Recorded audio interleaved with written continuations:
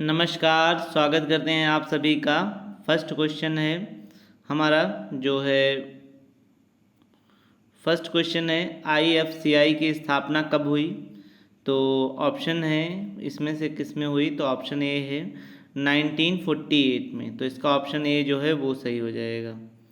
Next है भारतीय reserve bank द्वारा प्रकाशित मुद्रा की पूर्ति M2 के अंतर्गत शामिल होती है। तो M1 तो उसमें शामिल ही होगा, ये तो है ही है। तो ए और बी में से कोई एक होगा, सी और डी तो हो ही नहीं सकता है। अब आइए, तो उसके साथ में जो पोस्ट ऑफिस की जो बचत होती है वो शामिल की जाती है। तो इसका ऑप्शन नंबर जो ए है वो सही हो जाएगा। नेक्स्ट है क्वेश्चन, स्टैगफ्लेशन में होता है, क्या होता है? ऊंचा कीमत, ऊंची बेरोजगारी, दोनों या कोई नहीं। तो इसका सी हो जाएगा 203 का। स्टैगफ्लेशन में ऊंची कीमत और ऊंचे बेरोजगारी होती है। नेक्स्ट है भारत में सहकारी बैंकों की स्थापना कितने ढांचे पर हुई है?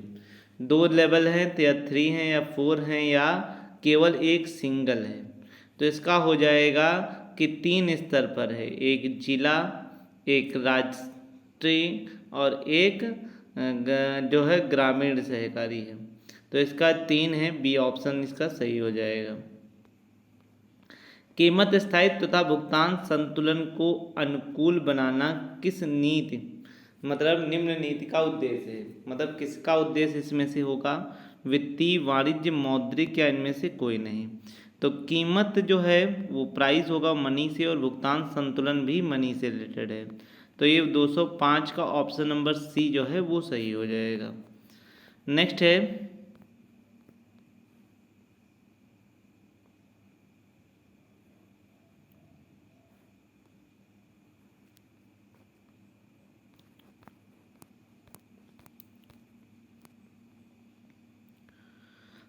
क्वेश्चन नंबर, विश्व का सबसे पुराना केंद्रीय बैंक कहाँ पर है? Japan, federal reserve system of America, England या रिजर्व बैंक ऑफ इंडिया? तो सबसे पहले जो इस्टेब्लिश हुई थी वो बैंक ऑफ इंग्लैंड थी, ऑप्शन नंबर सी हो जाएगा। और भारत में जो पहली इस्टेब्लिश हुई थी उसका नाम बैंक ऑफ हिंदुस्तान था, इसका सी ऑप्शन होगा। नेक्स्ट क्वेश्चन है बैंक, वित्त निगम एवं बीमा कंपनियों द्वारा दिए गए ऋण जो है जो देती है, दिए गए ऋण कैसे आते हैं? मतलब बैंक, वित्त निगम और बीमा कंपनियों द्वारा ऋण है। तो व्यापारिक साख, वित्तीय साख, व्यक्तिगत या औद्योगिक साख? तो ये हो जाएंगे, ये वित्तीय साख की श्रेणी में आएंगे। इसका ऑप्शन नंबर बी जो है वो सही हो जाएगा। बैंकों में जितनी नकद जमा पूंजी होगी बैंक उसको कई गुना कर देते हैं, परिणाम स्वरूप उनके निक्षेप तथा ऋण बहुत बढ़े जाते हैं, उनके निक्षेप तथा ऋण बहुत घट जाते हैं, या घटते बढ़ते रहते हैं, या कोई प्रभाव नहीं पड़ता है। तो इसका आंसर होगा कि उनके जो डिपॉजिट है और ऋण बहुत ज़्यादा बढ़ जाते हैं, तो बैंक में नकद पूंजी जमा होती है और बैंक उनके कई गुना कर देते हैं। तो इसका ऑप्शन नंबर ए जो है वो सही हो जाएगा। जब एक लिखित शर्त रहित आज्ञापत्र द्वारा इसका लेखक किसी दूसरे व्यक्ति को उसके नाम से लिखता है तो आदेश देता है, तो उसमें लिखित राशि को स्वयं को या आदेशानुसार किसी अन्य व्यक्ति पत्र धारक को मांगने पर निश्चित अवधि के पश्चात दे दे, तो उस ये क्या होगा? प्रतिज्ञा, बैंक ड्राफ्ट, विनिमय पत्र या हुंडी? तो जब कभी शर्त रहित होता है और लेखक दूसरे व्यक्ति को जिसमें नाम लिखा होता है आदेश देता है और लिखित या स्वयं उसका आदेशानुसार किसी अन्य व्यक्ति को दे, तो उसको हम विनिमय बिल के नाम से जानते हैं, bill of exchange. Option number C जो है वो सही हो गया। नेक्स्ट क्वेश्चन है, जब रिजर्व बैंक द्वारा नोट निर्गमन किए जाते हैं तो बैंक नोट कहलाते हैं, और इस नोट पर रिजर्व बैंक की ओर से प्रतिज्ञा लिखी जाती है और धारक को मांग के उक्त नोट में लिखी रकम होती है। बैंक नोट कानूनन ग्राह्य साख है, कानूनन साख नहीं, इनमें से कोई भी या कोई से नहीं। तो बैंक नोट कानूनन ग्राह्य साख होते हैं, इसलिए इसका ऑप्शन नंबर ए जो है वो सही हो जाएगा। 15 महीने की दीर्घकालीन अवधि के लिए कौन सा होगा? अल्पकालीन, दीर्घकालीन, मध्यकालीन या मांग ऋण?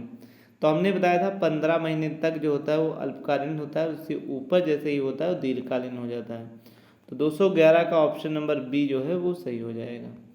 5 लंबी अवधि के ऋण जो ऋण प्रायः मूल्यवान संपत्ति जैसे भवन निर्माण, मूल्यवान यंत्र और औजार खरीदने के लिए प्राप्त करते हैं। तो ये कौन से इसमें होंगे? तो आंसर हो जाएगा डी नंबर हो जाएगा, दीर्घकालीन ऋण हो जाएगा। नेक्स्ट है, ऋण लेते समय उपभोक्ता अपनी भविष्यकालीन आय को धरोहर के रूप में रख देता है और शर्त के अनुसार किस्तों में इकट्ठा ही अथवा इकट्ठे ही भुगतान कर देता है। तो ये किस में आएगा? तो उपभोक्ता द्वारा प्रायः निश्चित आय वाले व्यक्तियों को ही दी जाती है। तो इसका ऑप्शन नंबर ए जो है वो सही होता है। नेक्स्ट है, जिस चेक द्वारा किसी विशेष व्यक्ति को रुपया देने का आदेश रहता है वह जिम्मेदारी रहती है रुपया सही आदमी को मिले। तो इसका ऑप्शन हो जाएगा कि उसे आर्डर चेक के नाम से पुकारते हैं। इसका ऑप्शन नंबर बी जो है वो सही हो जाएगा। फार्मूला है P = N/K+R/K1 समीकरण का प्रतिपादन किसने किया? तो इसका आंसर हो जाएगा केन्स ने किया। तो इसका ऑप्शन नंबर ए है। ये हमारे लगातार क्वेश्चन थे, आप लोग भी इसका एंजॉय करिए। अधिक से अधिक चैनल को शेयर, लाइक एंड सब्सक्राइब करिए। Thank you, have a nice day.